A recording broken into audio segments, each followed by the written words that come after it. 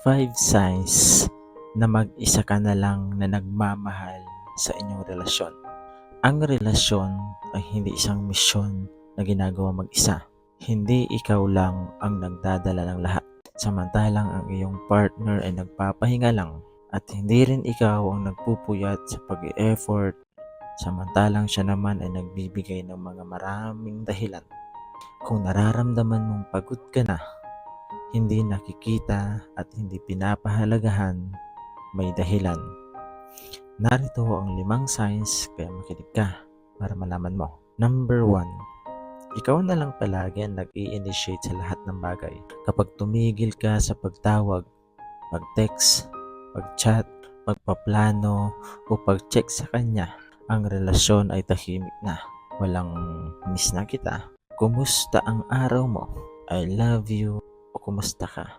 Walang effort na makita. Kung ang presensya mo lang ay umiiral dahil ikaw ang lumilikha nito, hindi ka nasa relasyon. Ikaw ay nagpapatakbo ng isang serbisyo lamang na nag-iisa. Number 2, ikaw ang nag-aayos ng lahat ng problema mag-isa. Kapag may problema, nawawala siya. Kapag naging mahirap ang mga bagay, sinasara niya ang kanyang sarili. Kapag kailangan ng mga desisyon, iniiwasan niya. Ikaw ang nagdadala ng emotional na pasanin. Ikaw ang nagdadala ng responsibilidad. Ikaw ang nagdadala ng kinabukasan. Hindi ito partnership. Ito ay isang pagiging magulang. Number 3, ang iyong pangangailangan ay palaging optional. Ikaw ay nakikinig sa kanyang mga problema. Ikaw ay umaakma sa kanyang mga nararamdaman. Nire-respeto mo ang kanyang mga hangganan. Pero kapag ikaw ang nagsasalita, ikaw ay sobrang sensitibo. Ikaw ay nag-overreact. Sinasabi sa iyo na harapin mo na lang. Ang relasyon kung saan isa lang ang nakikinig ay hindi pag-ibig. Ito ay pagkukontrol. Number 4, siya ay nagpapakita lang kapag kailangan niya ng isang bagay. Kapag siya ay naboboring, nag-iisa, o nangangailangan ng tulong, nandyan siya. Kapag ikaw naman ang nangangailangan ng suporta, busy siya at hindi kanya prioridad. Ikaw ay isang kaginhawaan at ang kaginhawaan ay hindi pangako. Number 5, i-follow mo ako para malaman mo ang katotohanan. Kung nararamdaman mong patuloy kang nagpapatunay ng iyong halaga, alam mo na dapat ang sagot. Ang tunay na relasyon ay may mutual na effort, mutual na investment. Anumang bagay na iba pa rito ay ikaw lang ang nagbibigay, habang siya naman ay kumukuha. At sa kalaunan, palaging may kapalit iyon. Hindi na give and take ang tawag dyan. Tandaan mo yan. God bless. 6 na bagay na pwede mong gawin bilang lalaki para tumagal ang relasyon ninyo. Makinig ka para malaman mo. Number 1, matuto kang maginig. Hindi palaging sumasagot. Hindi lahat ng usapan kailangan panalo ka.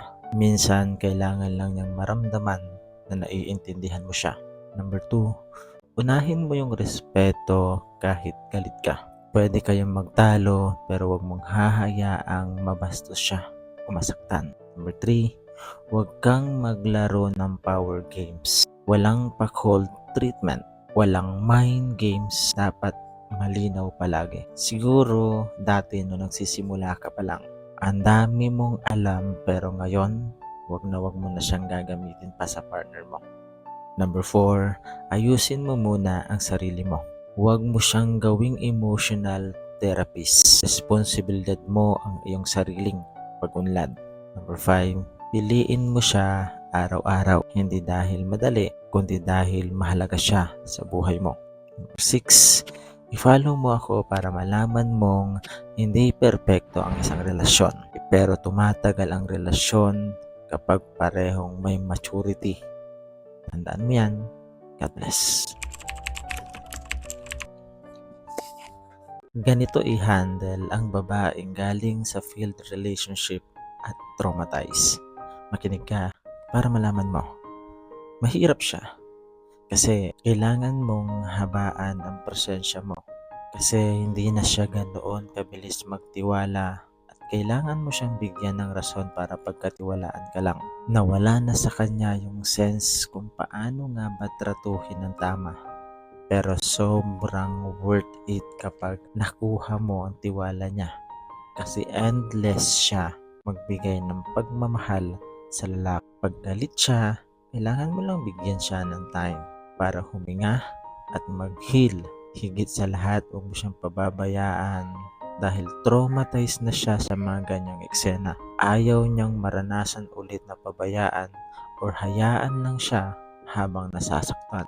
At palagi mong isipin, a history of trauma can cause us to excuse and ignore mistreatment.